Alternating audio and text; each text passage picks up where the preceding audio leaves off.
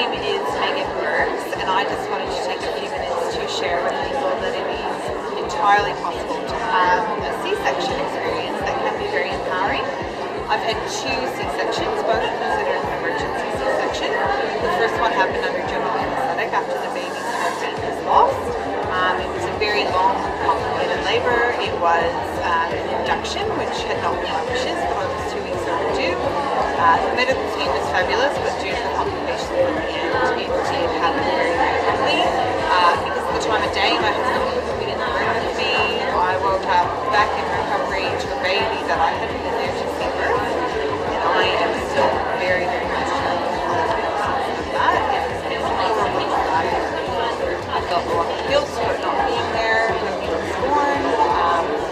A lot of time after that birth, people say to me, "Oh, at least the baby's okay, at least the baby's okay," and really on the inside feeling, "Yes, but what about me?" Which felt quite selfish at the time because I was very grateful that it was okay.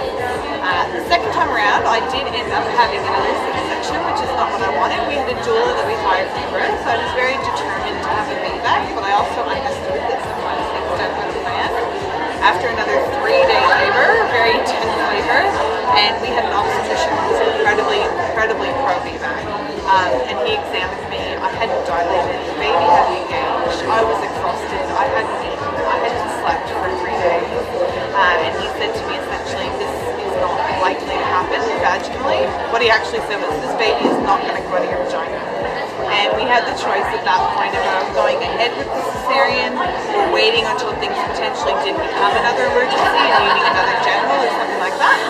Well, my husband and I, in conjunction with the doula and with the obstetrician, made the decision, which is where the empowerment came from for me, because I was in control. It was my choice for what to do next in terms of the birth I was having. I had an hour, I brushed my teeth, I did my makeup, I fixed my hair up.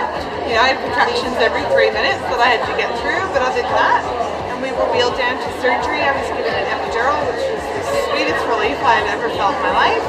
My husband was there with me. We both got to see our second boy being born. I was in the recovery room for about half an hour.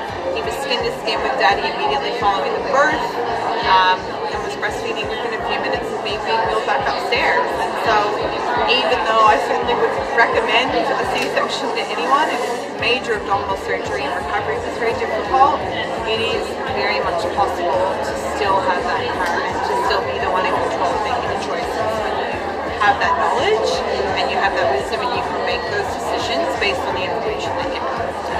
And any words about the book? Any words about the book? This is a great book. I think that it's really important to understand what the empowerment is about. There's a lot of birth stories that I read, and even now when I hear about birth stories and home births and things, I still have this twinge that I didn't get to have those beautiful, dreamy water births with the drums and the candles and all of those things that I wanted to do. But please read this book. This is the kind of thing I think it's really important for people to read, to know what their options are, and to hear other people